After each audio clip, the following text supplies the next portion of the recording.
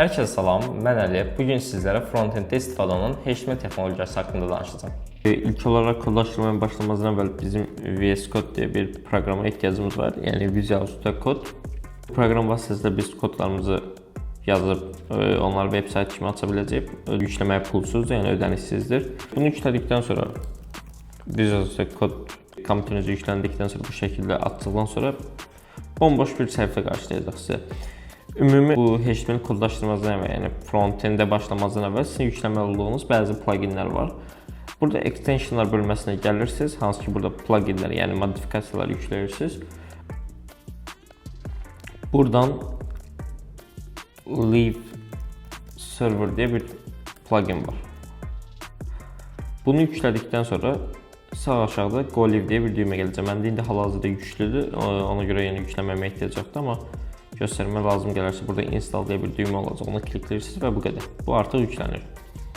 Bunu yüklədikdən sonra artıq biz kodumuzu yaza biləcəyik. Bundan əvvəl nə etməliyik? İlk olaraq proyektimizi, yəni bu HTML kodlarımızı harda yazacağıqsa, onun bir qovluğunu yaratmalıyıq və seçməliyik.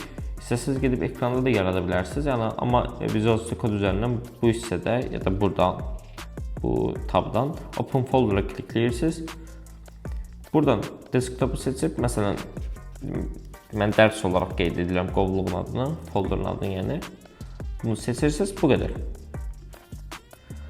Hal-hazırda dərs qovluğunu seçili halda gözlədirik burada. İlk olaraq nə edirik?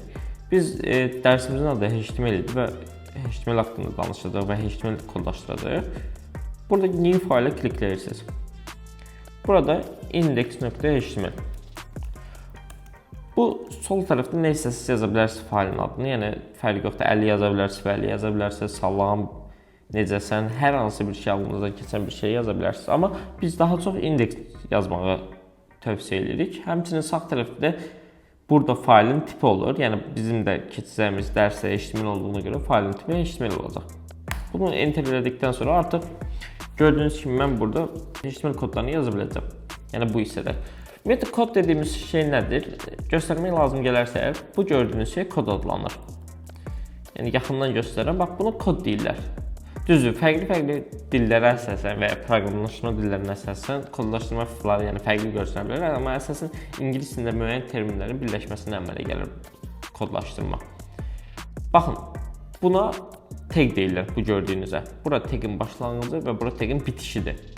Hər bir HTML faylında bir HTML tag olmalıdır. Gördüyünüz kimi. İndi istisna hallar ola bilər, onlar gələcək dərslərimizdə daha ətraflı görəcəksiniz. Burada HTML buradan başlayır, burada bitir. Və siz ümumi kod yazdığınız müddət boyu bunun arasına yazırsınız. Bunların özləri də bir kod sayılır bu arada. Amma bundan sonra nə yazacaqsa bu iki, yəni buradan tagin açılışı və tagin bağlanışının arasında yazacaqsınız. Məsələn, head tagi və body tagi. Bunlar hər biri HTML-in taglərindən biridir. Bunu insan bədəninə bənzətmək lazım gələrsə bu başa bənzəyir, yəni baş yuxarıda olur, bədən aşağıda olur. Biz əsasən ekranda, yəni saytımızda nə görsənəcəksə body'nin daxilində yazırıq. Amma daha çox texniki hissə isə head-də qeyd olunur. Yəni hansı ki onların biz nəticələrini ekranda görmür, əsasən arxada müəyyən işlər görür. Məsələn bunu yazdım, buraya gəldim, salam Evo bu şəkildə qeyd elədim. Burada sağ altda Go Live düyməsinə klikləyirəm. Kliklədikdən sonra görürsünüz, artıq mənim saytım açılmış olur. Salam Evo bu şəkildə. Yəni bura nə qeyd eləsəniz, olan hər birinin belə deyim, nəticəsi burada görsənəcək.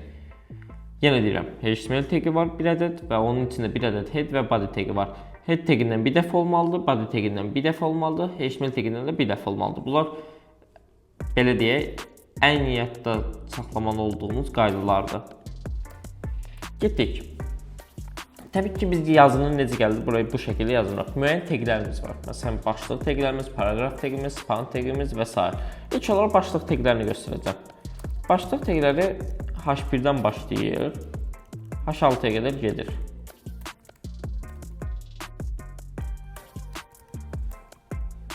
Təbii ki burada 2, 3, 4, 5 və 6 şəklində qeyd elədim. Gəlin baxaq. Gördüyünüz kimi bu heading, yəni H1-imizdir. Bunları yan-yana atsam daha rahat görərsiniz. Ən balaca isə H6-dır. Bunlar başlıq təqləri adlanır. Yəni saytlarda əsasən başlıq olan hissələrdə bunları istifadə olunur. Məsələn, xəbər saytlarında xəbərin başlığı kimi ya da hər hansı bir məlumat səhifəsində olanda məlumatların başlığı olaraq da qeyd edə bilərsiniz bunu. Bununla yanaşı paraqraf təqimiz var. Daha çox dolğun məlumatları, yəni məsələn toplu məlumatlar ya da xəbərin məzmunu deyək ya da hər hansı bir əşyanın məzmunudursa, onları paraqraf təqində qeyd edirik. Məsələn, salam, bu ilk dərsdir şəklində yazdım. Baxın, bunlar paraqraf təqində qeyd olunur. Paraqraf təqinin belə ölçüləri yoxdur. Düzdür, biz gələcəkdə CSS keçdiyimiz zaman paraqraf təqinin ölçülərini dəyişə bilərik. Lakin hal-hazırda biz CSS keçmədiyimizə görə paraqraf təqinin sadəcə bir ölçüsünün olduğunu nəzərimizdə saxlayaq. Bununla yanaşı yazı yazmaq üçün span təqimiz var. Görürsünüz? Amma fərqinə vardısa əgər, məsələn, paraqrafdan bir dənə də atdım, görürsünüz, paraqraflar alt-alta düşür. Amma span təqlərinə baxsanız, span təqləri yan-yana düşür. Bunun səbəbi düzdür, CSS-də daha iyi olacaq. Amma indidən desəm əgər, paraqraf təqlərdir, başlıq təqlərdir, bunlar display blok elementlərdir. Və display blok elementləri bütün sətrə özlərinə ayırırlar. Lakin span elementləri display inline olduğuna görə, onlar üçün bütün sətr yox, özü qədər yer tutur ekranda və özü qədər yer tutduğuna görə də bunlar yanaşı gəlmə şansı var. Düzdür, bu CSS dərsidir, amma niyə belə olmağının səbəbini indi sizə başa saldım ki, gələcəkdə daha rahat olsun sizin üçün başa düşmək. Bununla yanaşı, indi A təqimiz var, Anchor sözünün qısaldılmışdı bu. Məsələn, YouTube yazıram bura. Bu arada A təqi də span təqinə bənzəyir, yəni display inline-dir. A təqinin məsələn nə özəlliyi var? Artıq burada yeni bir elmi söz öyrənəcəksiniz, yəni bir termin öyrənəcəksiniz. O da href-dir. Bu href-ə atribut deyirlər gənclər. Bu href burada atributun adı və bərabərdir dırnaqlarda. Bunlar isə şablon hissədir.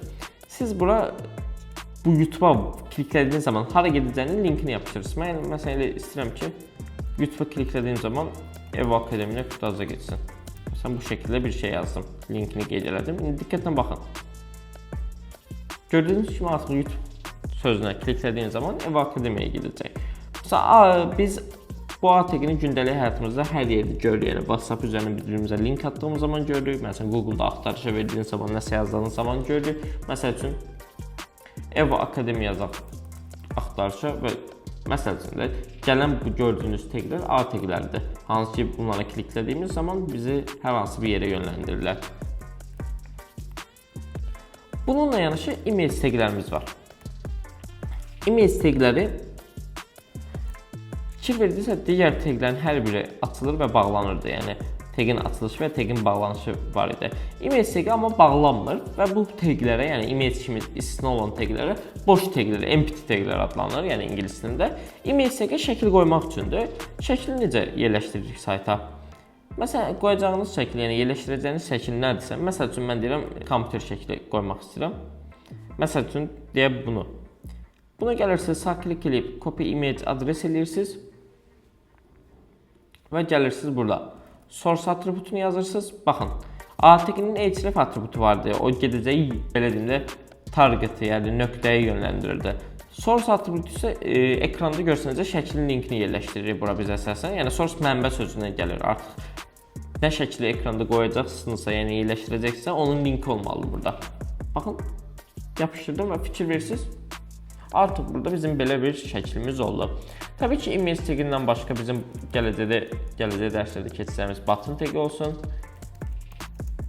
Inputlarımız olacaq. Hansı ki, yazı yazmaq üçün. Inputların müxtəlif tipləri də var. Məsələn, sizin üçün sadə birini göstərsəm, color deyə bir tipi var. Rəng seçmək üçün və s. Meter deyə bir təqimiz var. Təbii ki, siz bunu görmüşsünüz. Burada belə bir progress bar kimi bir şey var. Və s. Yəni, müxtəlif təqlərimiz var. Bunların hər birini biz gələcək dərs videolarında daha ətraflı başa salacağıq. Sadəcə bu ilk başda bu dərsi sizin HTML haqqında müəyyən çox balaca da olsa bilikləriniz və anlayışınız olması üçün, yəni HTML nə olduğunu, ən azından necə işlədiyini görürsünüz deyə. Bu təqlər haqqında daha ətraflı gələn dərs videolarımızda danışacağıq. İzlədiyiniz üçün təşəkkürlər. Gələn videolarda görüşmək üzrə. Daha çox video üçün bizi izləməyi unutmayın.